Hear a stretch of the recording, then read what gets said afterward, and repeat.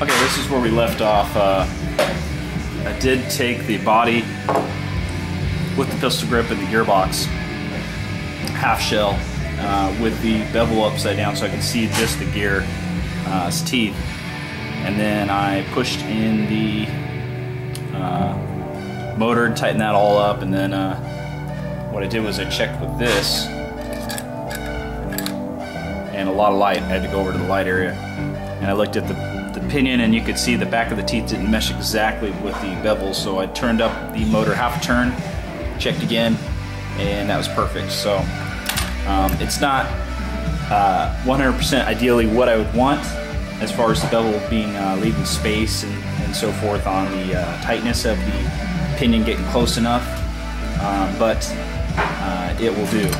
It's better than it was, so that's the main thing. You've got to get better than it was. This is the most acceptable right now.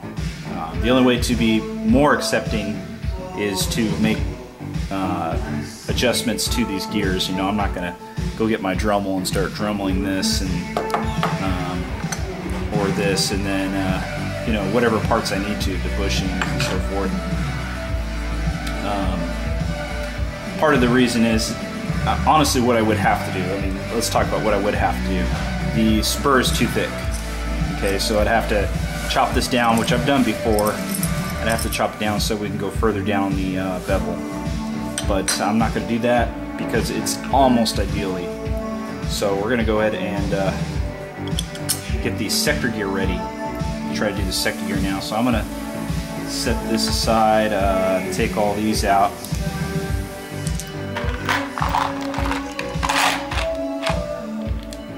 Let's see here.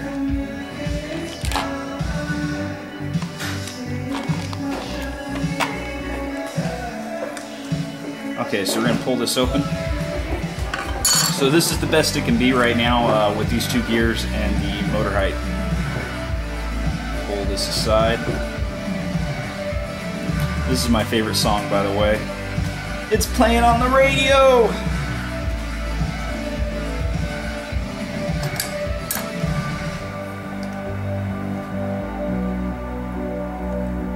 Really like the beat, that's for sure. Okay, I need my other tool to get that out. Where is that tool? I don't see it. I'll just do this.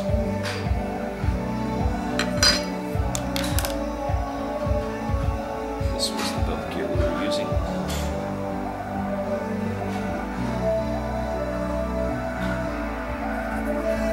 Alright, let's throw the sector in there after we throw the cutoff first. Cutoff first, because that's what's going to have to go over.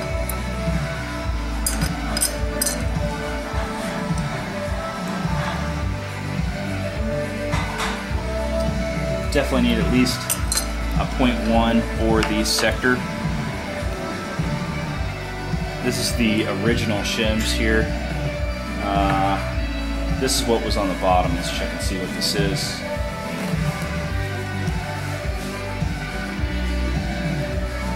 This looks like to be a 1.5, or excuse me, a 0.15. Bottom of the sector, and that's going to remove friction from the bushing between the cutoff cam area. So go ahead and tighten down your cutoff.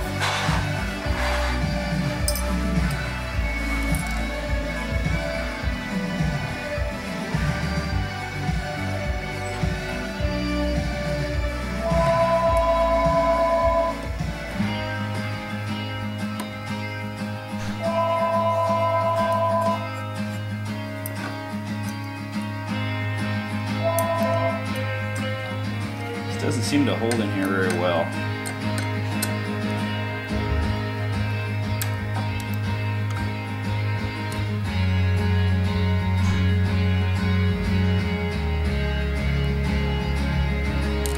It's the same screw. Okay.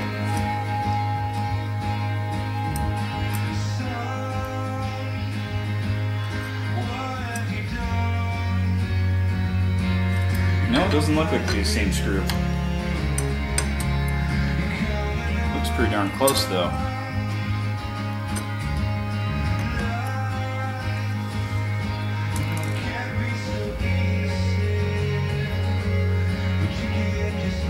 this one's flat.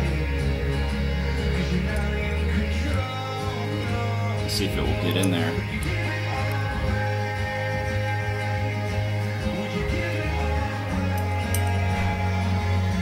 And there's some snag, but that's flat. That's what we're looking for.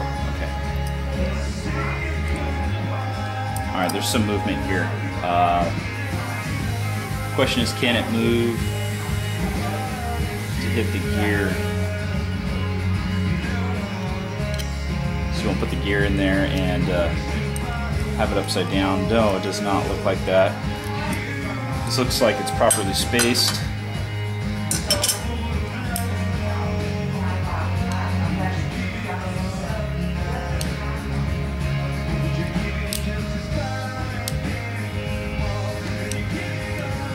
So I'm going to pull down the cutoff now.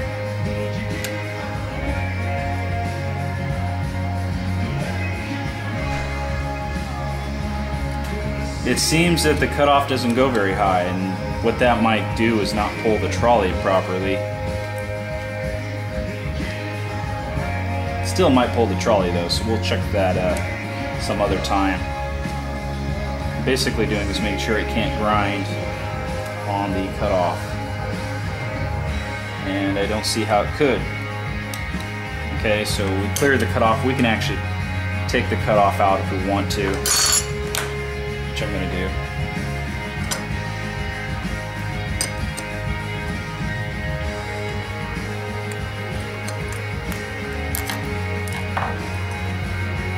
Now we're going to check between this gear and this.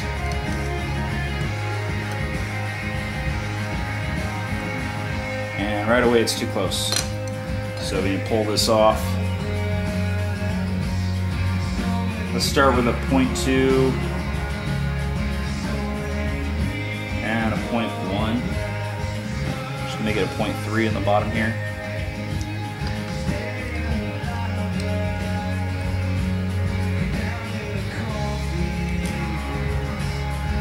Alright, now what we want to do is close it up and check it. And cheese is way too close. Open this up here so you have grinding in between the teeth. Even though it's got some space, it needs to be spaced further apart. So grab another 2. Put on the bottom here.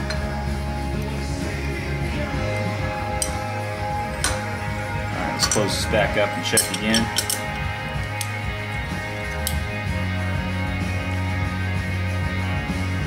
Looks like we're almost there.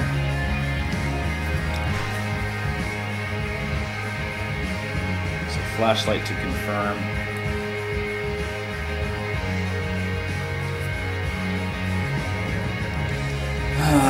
Looks like we might need another spacer, but shim at least. It's getting close here, so what I want to do is pull these all off. I think the 0.1's in the middle.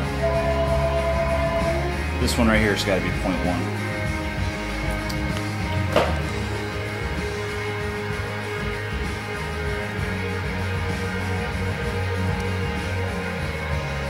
So that one's the 0.1. Grab another 0.2 here.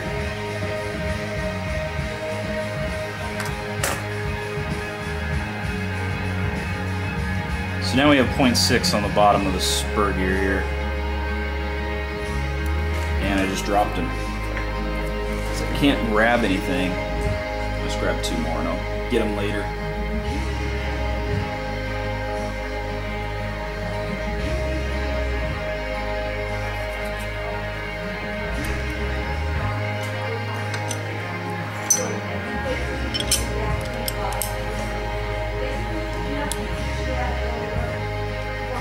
Oh, look at the spin now. Wow, that's smooth. See, they were still too close. And there is finally about 0.1 millimeter space between the teeth. You can see right there nicely how it spins. Okay, on the top, I think think we're gonna go with 2.2s at least. Not sure.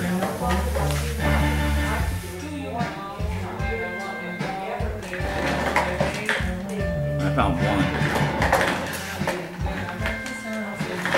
And here's the second one.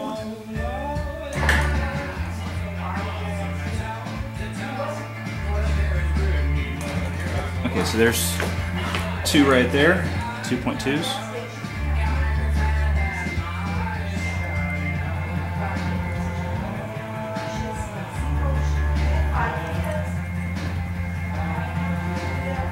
They're on, put this down.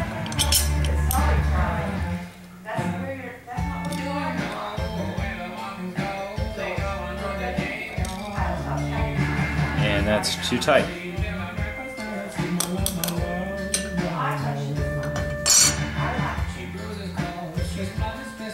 So get rid of one of these twos, grab a one.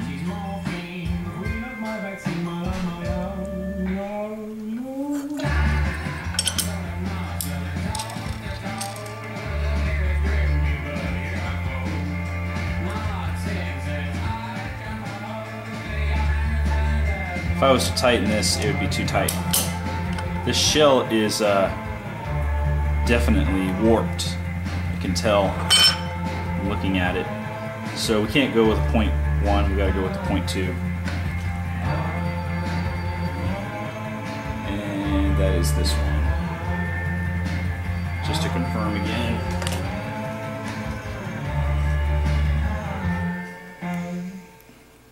That's 0.2.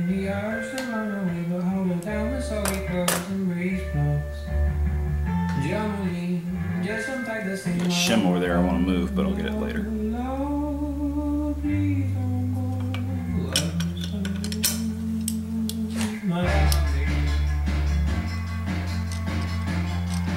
Yeah, the shell is warped.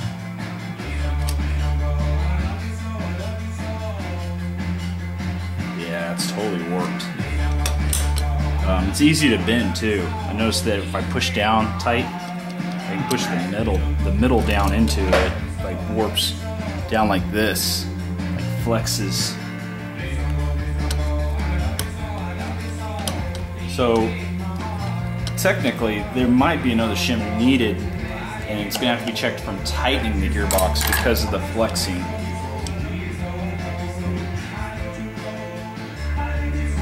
Yeah, it looks like there's plenty of space, but once you tighten all the sides on this one, yeah, you might get away with another 0.1 millimeter.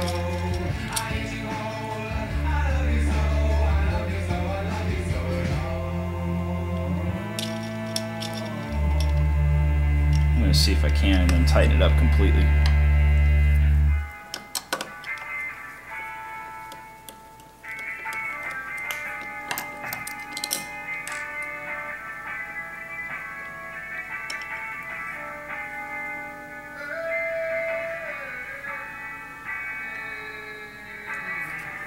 Alright, and where's the bevel gear? Right here.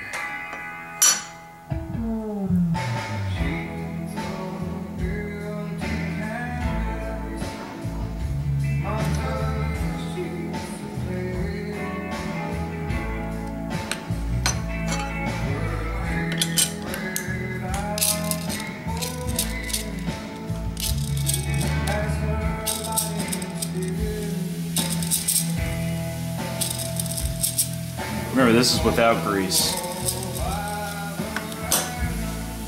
Okay, go ahead and finish tightening it up.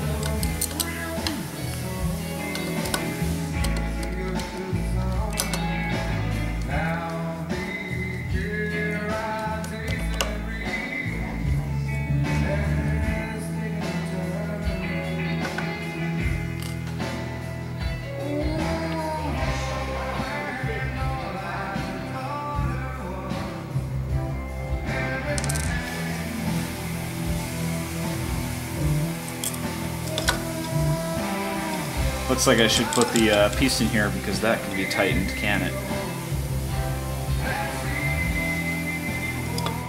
Looks like a screw could go in there.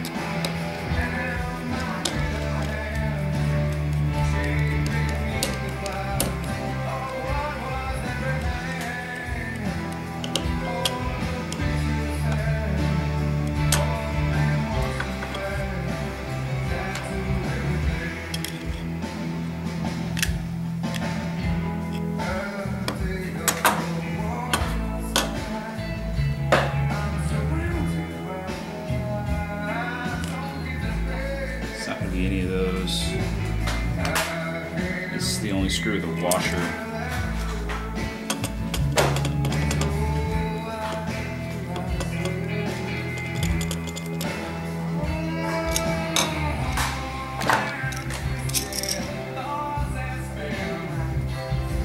Yeah, there's plenty of space as long as you don't flex this. If you were to put it in and really tighten it, and I don't see how that's going to happen. You'd have to hold your shell like to even get it to not have any space. There's plenty of space.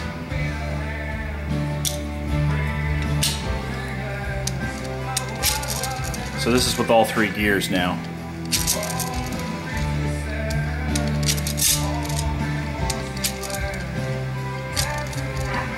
Now without grease, if I was to spin this as fast as possible, it just bumps into the teeth really hard and the edges of the axles. But you can see if this was greased, this would spin very, very well. Now the question is going to be getting the top half on. So let's go and pull this out. And we need to confirm that there's some type of space with the piston. So we'll put this in here.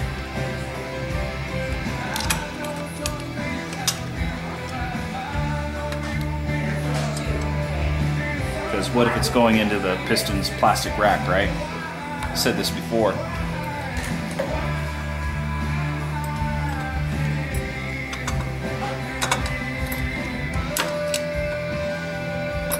Now, what if the spur gear is going into the gearbox shell? Just old marking there. And I can already tell there's a difficulty to hold this. You can't tell exactly when it's flush.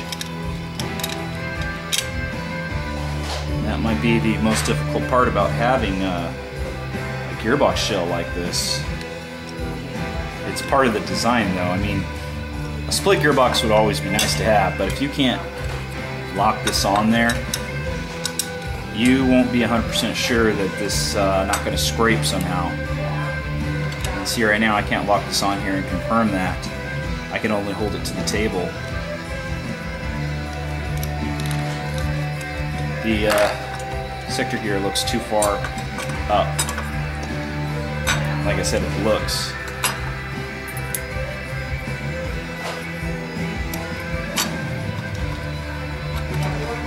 So this is going to be a little difficult to try to confirm everything together.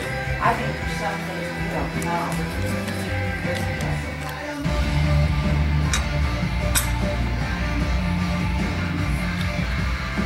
And the reason I'm going to do that first is because the other one's going to be harder to confirm and want it done last. If this doesn't confirm right away, then you know you can't keep the gear shimmed that way anyways. Alright, right away the sector gear does not move as I do this. So what that means is it's got enough space. See here, we'll move.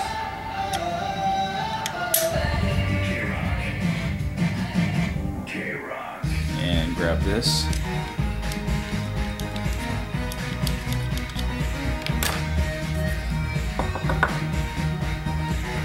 And there's plenty of space for the sector gear. So that's why the sector gear and tappet plate is not moving the sector gear. So this might be really good. We might actually be done. So we just got to see if we're okay here.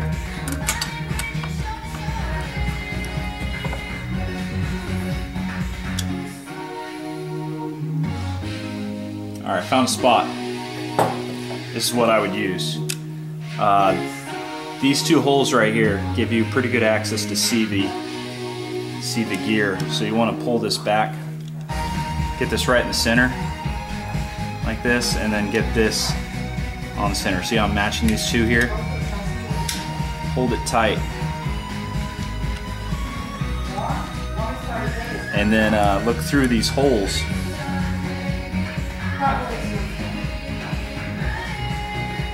Wow, we're very close to hitting the plastic.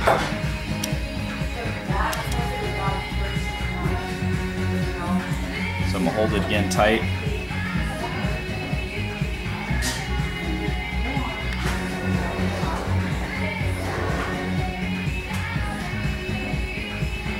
man, we are very close. We actually might be getting away with the skin of our teeth here. Okay, so my test for the sector is what it is. I put the body together with the gearbox shell. Now I'm going to push the piston.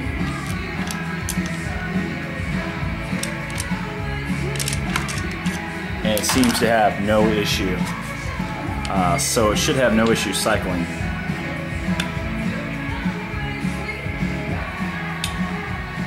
Try again, moving this to the center here. So what I'm doing is closing it on the teeth.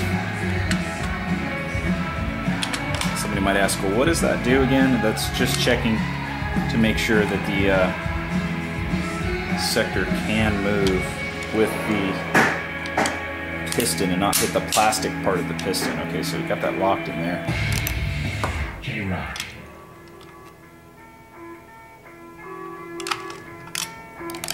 Seems to have no issue. And the cylinder.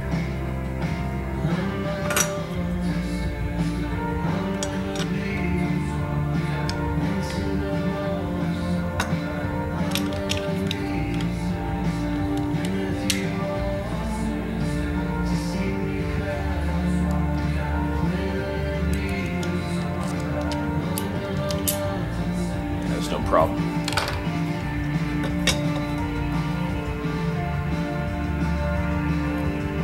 Alright, so you can see how I did this. So basically this is how it is. The teeth right here, the edge of this is like this. The edge of the teeth right here. Just to kind of show a close-up. So it's like this. See how close that is to the edge of the plastic?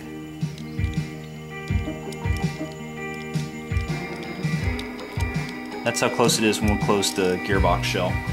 Okay, so what I've done now, so I took this outside and I drumbled down this side lightly, just so that there's no possible way that the sector gear can grind here. I'm pretty sure it can't anyways. I'm pretty sure already it doesn't, but just so that there is no possible way that it could slightly be touching, even the 0.1 millimeters, just making that possibility not existent. Same with this side right here. That's where the cam for the sector gear would go. I close this down by hand like this.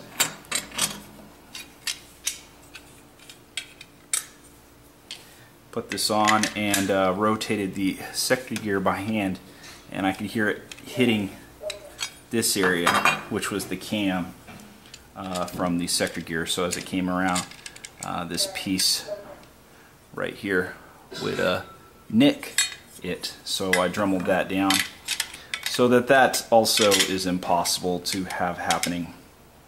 So there's no way that now it can hit that. There's no absolute way. See, all good. So the top portion's definitely finished off and ready to install with no issues. So here's the gears spinning, and this is in the body.